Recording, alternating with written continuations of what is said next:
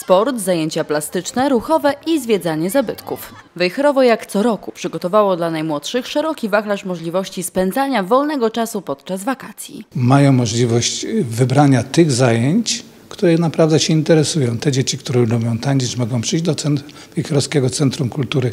Te, które będą robiły zajęcia z fotografiki, będą też również mogły tutaj spędzić ten czas. A dla tych, którzy lubią aktywny wypoczynek, już od 12 lat prezydent miasta Wejherowa organizuje lato z piłką. Frekwencja jest duża, pogoda nam sprzyja, dzieci chętnie przychodzą i grają w piłkę. O godzinie 9 rozpoczyna grupa klas 3. i 4, aczkolwiek przychodzą również dzieci młodsze.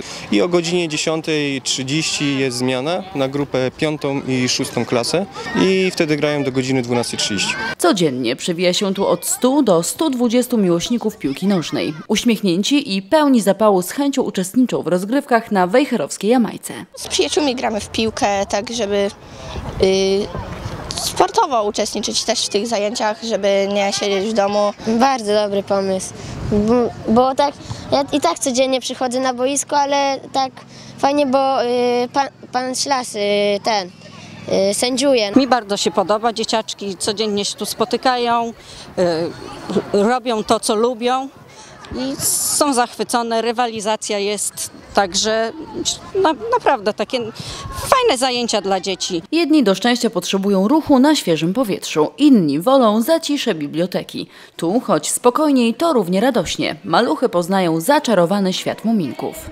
Dzieci, na przykład tak jak w tym tygodniu, będą brały udział w najróżniejszych grach planszowych i to też taka nasz pomysł, żeby wrócić do tych gier planszowych, żeby odciągnąć dzieci sprzed komputera, sprzed bogactwa tych gier komputerowych. Podzielonym na grupy maluchom przyporządkowana jest jedna z kluczowych postaci bajki. Grupy rywalizują na punkty w grach i konkursach.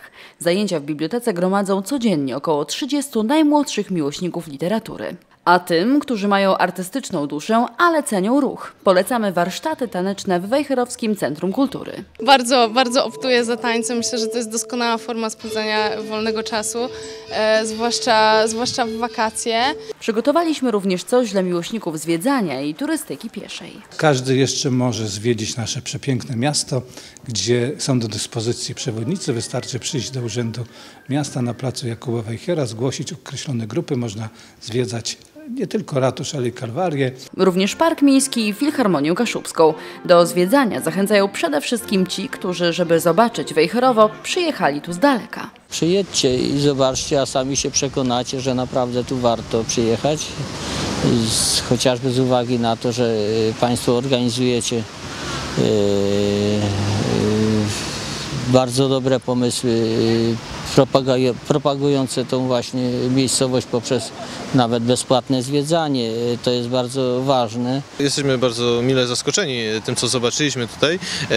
No, myślę, że dzieciom najbardziej ten park tutaj utkwił w pamięci, ale dla nas dorosłych też te zabytki, które tutaj są na pewno znaczne, jest ich dużo i są piękne i będziemy mieć miłe wspomnienia stąd. My serdecznie zapraszamy i zachęcamy do zapoznania się z naszą pełną ofertą turystyczną i wakacyjną. Szczegóły na naszej stronie internetowej.